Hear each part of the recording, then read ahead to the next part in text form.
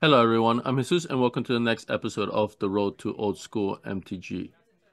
In this video I have round 2 of the latest March 2024 Scryings tournament held at Dave's Time Warp in Cedar Grove, New Jersey. So this was a 4-round tournament, 4 matches, and this is round 2. I am playing a mono green weenie deck. So inspired by a green weenie deck that did very well recently in the Winter Derby. And I just updated it so that it would be Scryings compliant. So for the first game, the previous video, the MVP was the Quirion Ranger, definitely. So it's a great ability. I can return a forest to my hand to untap a creature, and this ability, this is crucial. First of all, it doesn't tap the creature, so I can use it the same turn it comes into play. Plus, it's once per turn, including my opponent. So I can do it during my turn. Plus, I can do it during my opponent's turn. So I can do it twice, once in each turn before it gets back to my turn, right? So it's very flexible, very powerful because of that reason. And a lot of times, if for the first game when did not get a lot of mana, I just use the ability to I first tap the forest for mana, use the ability, even though I had nothing that I really wanted to untap. I just wanted to return my forest up to my hand so I can replay it and then tap it a second time, right? So it's very versatile. So the current ranger did really well. Rubber balls were nice. Wailuli was were excellent as well.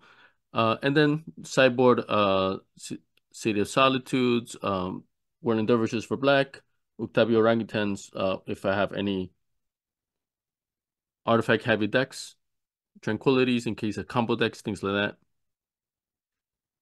And Primal Order, I think that's what it's called. That's one punishes any deck that has a lot of dual lands, a lot of non-basic lands. So even though I have a few non-basic lands in mind, basically whenever I cite in the Primal Orders, I cite out the same amount of non-basic lands. So if I put in 2, I take out 2 non-basic lands. If I put in all 3, usually I would put in all 3. I take out probably one of each, one Factory, one Pendlehaven, and one Maze of Ith. So the first game was pretty grindy. So now this is going into game 2. I believe neither one of us mulliganed in this one. Opponent goes first. Dual land, Soul Ring, Mox Sapphire. So oof. Turn 1 dip. So extremely strong. Plays 4 cards in his first turn. So I go now, Pendlehaven, Mox Emerald, 2 mana for 2 Quirion Rangers. Unfortunately, the ability only works for me to return forests, right? So right now, that ability does nothing from either one of them. So my opponent, since these are new cards from the Scryings list that are not traditionally in old school, you might see a lot of this, of double checking, okay, what does that card do? What does that card do? All right, so opponent took 1 during the upkeep, hit me for 2. I'm at 17, plays a Tundra.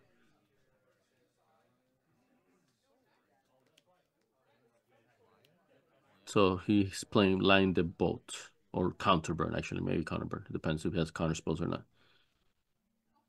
So far, so it could go either way. Although Line the Bolt does, some of them do have counter spells as well, right? So, or this could be a hybrid of it.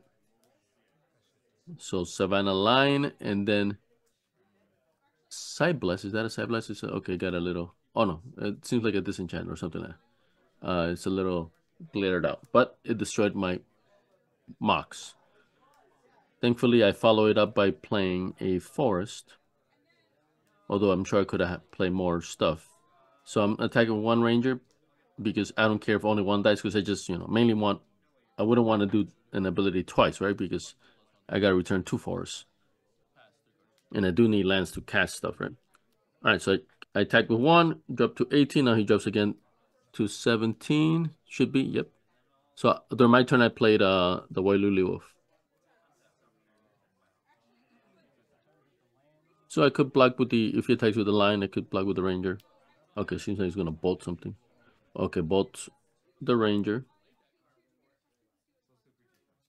Okay, so I'm letting it die. 2. Ooh. Man of War. Oh, so I did wanted to mention that this is reminding me. The tournament, this Scryings tournament, one of the rules, one of the stipulations was that so Man of War return my creature to my hand. You had to have at least 8 Scrying cards in your starting main deck. Afterwards, you can go above or beyond 8. But initially, you had to have at least 8 cards. So we see now, I believe this. So yeah, that Man of War is definitely a Scrying's cards. Brought up my Welulu Wolf. For my deck, I actually had quite a bit, so I went way above the 8 minimum. Plus, on the sideboard, I think I had like 20 Scryings cards in total, something like that. So I really went all in on the on the Scryings. So my deck is definitely a Scryings deck. All right, so my opponent goes, drop the. I don't know if he dropped a life or not. By the way, he's attacking, so I recast that same Waluli Wolf. Okay, so I do have the Pendlehaven. I can block the line. Or I can block the Man of War, so either one is fine. Because I could turn either one of my creatures into a 2/3. So it basically depends which one do I want to put in danger. Because that's the one that's the one I pick to block, and then Pendlehaven will be the one that's likely to get bolted. I'm assuming there's a bolt. All right, so I'm double blocking. So I'm just blocking right there. And I'm saving my Wailuli Wolf. Okay, so both his creatures die. I take 3 now. So, oh, he casts another one. Okay, did I take the life already? No, I guess not. Okay, okay, I'm dropping now. So 9. All right. So he says 16, I think it seems. I'm not sure he took the life last turn or not. I think so. I think it was a 17. Either way, I'm not sure. I doubt one life is gonna do something here. I'm pretty behind right now.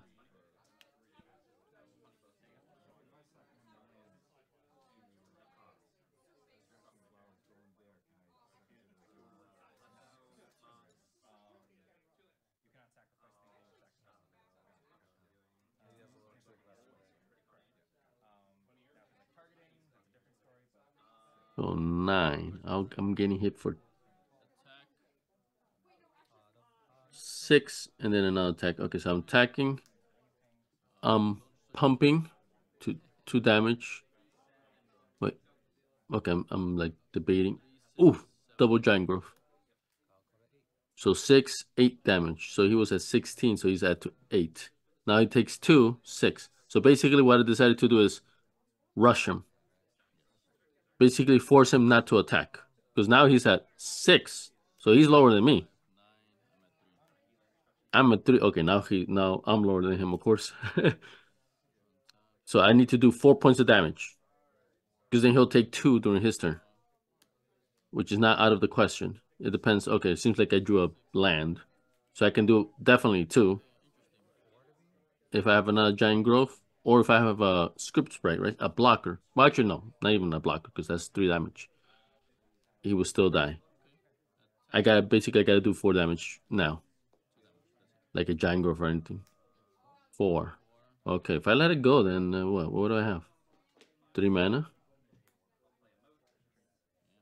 I don't think. Oh! Ooh. I Hurricane for 2. I drop to 1, he drops to 2, but he takes 2 damage during his upgrade. Holy smokes, I did do 4 damage. Whoa. That was quite the turnaround. I definitely had no right winning that game 1. All right, going into game 2. So I think there's a mulligan for my opponent in this one. So I like this overhead angle camera. We can peek into our hand. So Time Twister, oof. Wow, quite a hand. And then mine's, you can barely peek. And then this time I did a better job selecting the under what table to set up, because unfortunately for the February one, the whole left side was glared for the entire tournament, which I didn't know because the camera, the arm of the camera the stand is really up high, and I can't check on it while the recording's on. All right. Either way, okay. Some stuff happened. So opponent did the ancestral Black Lotus. So we are proxy friendly. So he's sacrificing the Black Lotus for 3 white. 2 uses 2 white for that, and then the third white plus the 2, he's casting a Time Twister. So the issue now here is that I just, I didn't do my math right. Basically, I think that he's casting it and leaving the 1 white floating still being unused. And I'm like, wait, you can't do that. But that's not what he was saying all along. So I just misunderstood. And so that's what we're debating right now. But then eventually I figure out and I do the math correctly in my head. Okay. So he's pretty strong. Like, so he's going to get a brand new hand of 7. He hasn't dropped a land. So this is turn 2. So turn 2, he has 2 Savannah lines, a land, a mox. He's probably going to drop another land, right? Because he's bound to get another land. And we'll have 6 other cards in his hand. So me, I'll have 7 cards, yeah. But on the table, I just got 1 measly forest. So he's outpacing me in terms of card value. All right, so I'm already shuffled up, waiting for him to cut. All right. All right. So we cut, doing the fake cuts, 2, 4. Oh man, he got that ancestral again. My goodness. Wait, he also, okay, yeah, I'm saying he could play. What? Okay, those 2 lands were already tapped. I'm like, what is he casting? So he just played a land. I play a Pendelhaven, so that's the best land I can play. Okay, that's a little something, I guess. I mean, he has an answer. He got a wheel again. I mean, come on. Ooh, memory lapse. An old Ice Age Disenchant. I love Ice Age for the nostalgia reason. Okay. And so, okay, he had the ancestral turn 1, and then he drew it again turn 2, and that's because I didn't cut. Of course, I don't know that's gonna happen, right? But I'm just saying I should have cut his deck. All right, 2 mana. Oh man, he killed both of my guys, and then now he's coming in for 4. Nice. So he's still at 20. I'm at 16. All right, my turn. So the Pendelhaven doesn't take a creature out of bolt range because it can only target a 1/1 creature, and then it'll turn into 2/3, but then that's still boltable. All right, so I cast a River Ball. So it's great that he actually killed both of my weenies because now he has no direct damage to kill the ball, or at least it's far less likely he has something. And peeking his hand, it looks like that is a correct assumption. So he was clearing the path so that his lines can get in, but he has a lot of draw spells, like the time. Well, maybe not a lot, but enough where his hand replenishes itself a lot, and then the threats keep on coming up. All right, taps 1. Well, he must have played a land. Yeah, he played a volcanic island or something like that. But he played something, and then he's passing. Oh, he played a 3rd line. I'm like, what happened here? Okay.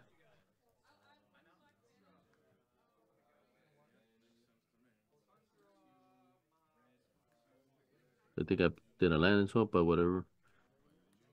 3 mana. Okay, I should do 1 of well, because yeah, he plays counter spells. So memory lapse. So that's another Scryings card. All right, so memory lapse, people call it like the poor man's time walk, because basically it makes me redraw the same card I did last turn. So it's like that turn never happened because I'm doing the same thing I did during the last turn. Okay, he goes with a dip. Okay, he doesn't attack because he doesn't want to lose one of his lines, but his deck is aggressive, so maybe he should have still attacked. Who knows, whatever. But now I have an untapped elf that can pump with the Pendelhaven, right? So I would have attacked. But we'll see. All right, so I attack now. He just takes the damage. That's the first point of damage he's taking. So he's at 18, I'm at 16. So I'm still up high, but I'm gonna look at his side. We know I'm gonna take a beating soon. So I gotta flood the board. I gotta do stuff. All right, Wailuli Wolf. It's a ooh. Is that the same card he memory lapsed? So you should look at his hand. So he's almost out of cards, but that's by design. So that way he can replenish his hand again with one of the draw nines, right? Or I'm sure he may have. Of course, we saw the Ancestral, but he may also have Brain Geyser. Most likely Loa, right? Library of Alexandria. So we'll see. So this is Scryings is Swedish, right? So it's basically regular old school without Falling Empires. But there are some Falling Empires cards in the Scryings list. All right, so I played a Pixies, but I'm tapped out, so I cannot use my Pendelhaven. So he took a damage from the dip.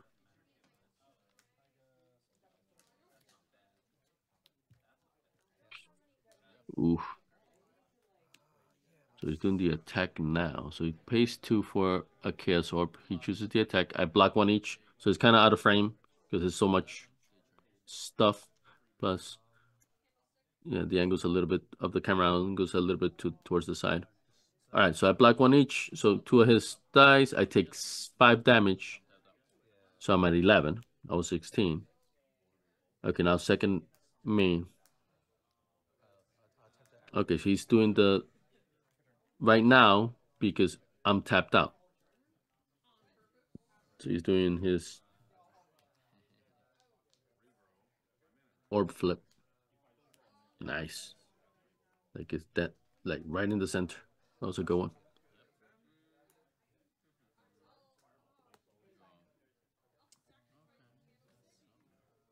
All right, so like he wiped my board. Ooh, Octavio Orangutan. So I put it in from the sideboard. I guess yeah, just to tempo, and I don't. So it's a 2-for-1. So he killed the Mox. I don't mind me trading it for his line.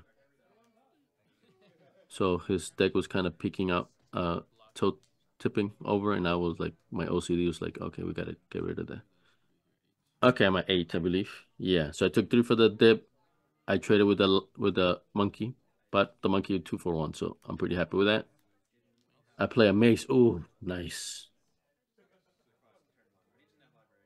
15, but I got a maze of fifth now.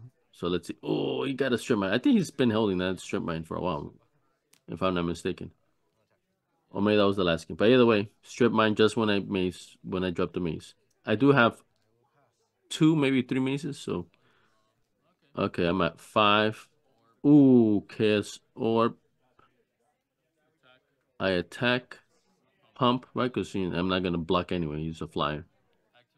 And I'm activating, but he's disenchanting in response. So it died before it could do its thing. So he's at 12. I took 3. I'm at 2. Time walk. With the time walk, of course, he's just gonna go and beat me up again with the dip.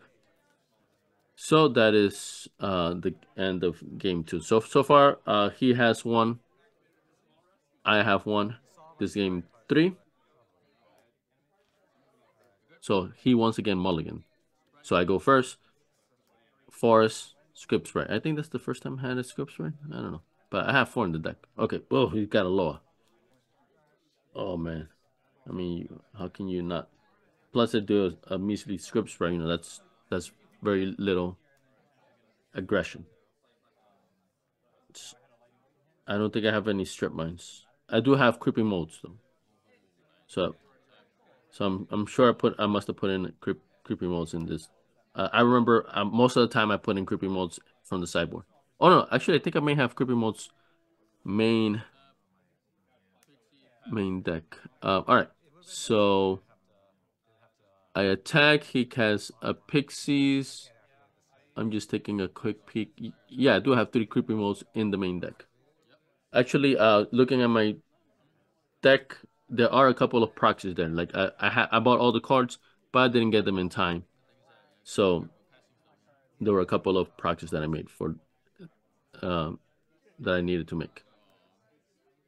Or maybe that was for the picture, and then by the time this video is, I played the tournament. I had the cards. I don't know, because so far I haven't noticed any proxies, but I can tell from the photo there were proxies in the photo. Okay, so he's got an active Loa. I gotta just attack flood. So I see a bolt. So 3. Okay, so he's lightning bolting something. Oh, nice. So 3, 4, 5. So he takes 6 damage. So 13, I believe. Yeah, I mean, he has no dip or anything, something that, self-harms him. So I gotta just do the damage myself. All right, so he's drawing 2 cards a turn, but I definitely hit him. I'm hitting him pretty decently. So this is the 3rd turn. He dropped another land, the Tundras. But he only has 2 mana, right? So that's the drawback to the Loa. You basically lose a turn the initial time, or like you quasi lose a turn. But this is important. He's playing a Mox, so he's about to. So then he no longer has that 1 mana loss from the Loa. But that means he's going out now. He is not maintaining his hand to 7. I guess he's noticing that, the game's getting away from him, maybe. I mean, I was gonna hit for 4, not that much. Well, but whatever. That's what he decided to do. Okay, so if I attack with the Pixies, it'll trade. I cannot use the Pendlehaven to boost it. I already used the Giant Growth, so I thought I have another one. Okay, so I cast Wailuli Wolf. He played a Mana War last turn, so I'm just recasting it. So his deck, I remember at the time, was a pretty frustrating, right? Because like with the Memory Lapse and the Mana Wars, it's like, like all those are little mini time walks, and it felt like it. Okay, so I attack for 3 again, but then I Giant Growth again, so that's another 6. He's at 6. I'm at 20. Okay, let's see. I mean, and he's below lower range. He didn't block. So I wonder if I would have Giant Growth to save the creature or Giant Growth to do damage. Probably to do damage. Because my deck is full of creatures. If his mana was 3/3 and then he blocked one of my creatures, then yeah, I would have saved it then, right? Because then I would have killed his creature. So I don't get But since it traded anyway, so I don't mind that. Okay, what is he doing? He's hitting each one for 4. I mean for 1. Yeah, he's hitting. So he's 2 for 1, wanting me. He's killing 2 creatures. Okay. Ooh, not the pixies. Interesting. And then I wonder if he attacks. No attacks. Okay. So he got rid of the 1/1, so I cannot Pendlehaven neither one. So I can't pen. So maybe that's the reason why. Okay. In hindsight, yep, I think that was the right call. I do have tropical storm. I think that's what it's called. What's it called? Hurricane. My mistake. Hurricane. From the either it was a sideboard or main deck. I think I have one hurricane. Yeah, one hurricane main deck.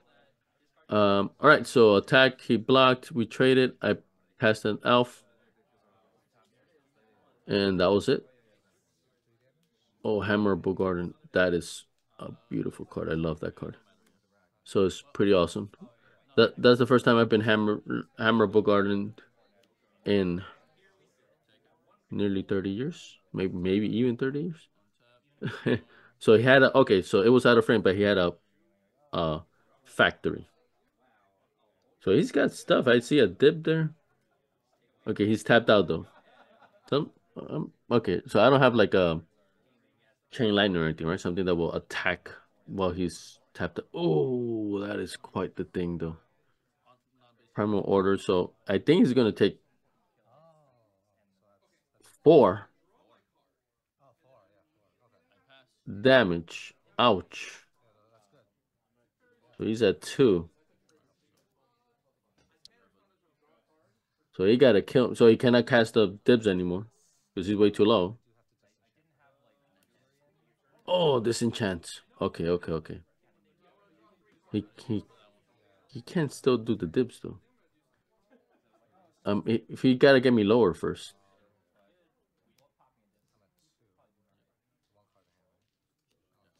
Okay, so definitely attacking.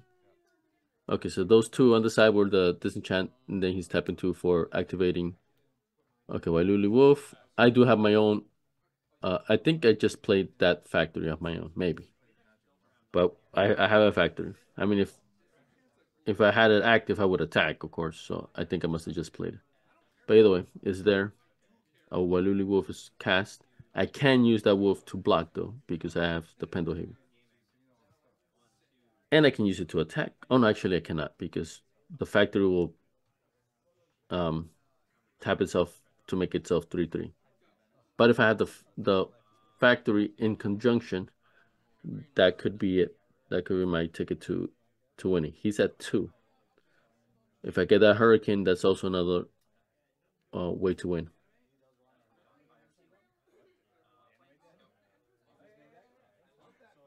Okay, he's got a bolt. So if I do that, of course I don't know that, but okay, he just passes.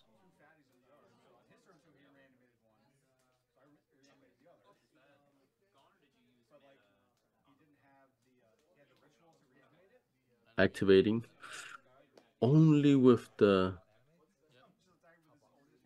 activating. So what am I doing? Okay, so I do have the wolf to make it a 3/3. Okay, they trade. Sometimes when you're playing somebody with direct damage, instant speed direct damage is like a game of chicken. Okay. Does it go through? Yeah, does it go through? Any responses? No. So yeah, they just traded. He plays a lion. So he may be able to get back. Okay, so my guy can turn itself into a 2/3 with the Pendlehaven. So he needs to. Okay, if I got a giant growth here, I gotta save my creature unless I have another one. Okay, so I let it die and I don't even pump it. Of course, I mean if I know it's not gonna do anything. Okay, I pass. So, oh man, he's getting that ancestral like ridiculous amounts of time. All right, oof. This may seal. Even though I'm at 60, I'm still a lot of life, right? But I'm petered out. Um, okay, so imagine the ancestor brought him up to 7, and then he drew 4 cards. He doubled his hand size, and he got a wheel. So yeah, I mean the only good thing is his life is still at 2, so he still cannot cast those dibs. I see. Yeah, I thought I saw a Holly Mine. Okay, tax with 2. I'm at 14.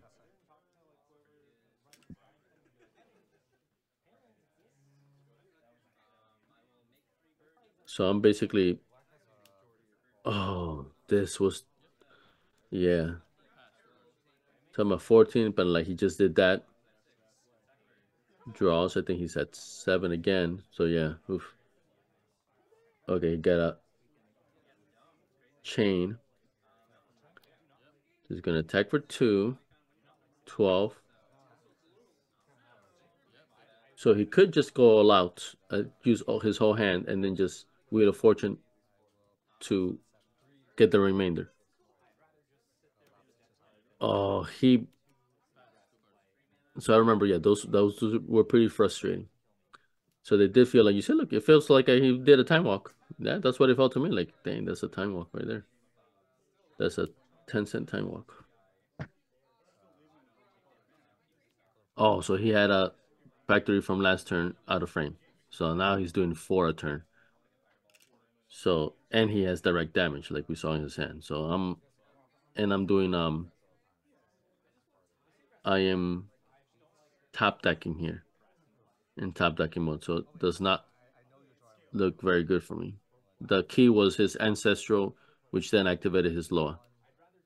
Ooh, so he wants to so he's taking a chance here because whether it's 2 life or 1 life, he wins or he loses anyway. I mean, if I get a maze though, so he knows I have mazes, so he's at 1 now. Yeah, very good. Okay, so this is as close as it gets. He has to beat me this turn. Or he has to like source his own dip. That's possible, I guess. So he drew. He okay, he's using that to activate the okay, so I'm gonna take 5. I'm gonna block and regen. And I'm taking 5. It drops me down to 3. That dies. And then he's gonna chain me right now. And then I had another Pendlehaven in hand. So I put up a good fight. Very, very tight final game. At 1, I'm at 3. Well, I was at 3. But he got it in the end. So far, very close games, very intense battles. But I'm 0-2 in this tournament so far, right? So I'm starting off in a very bad spot. 2 more rounds to go, but definitely I know I'm not making top 8 or anything.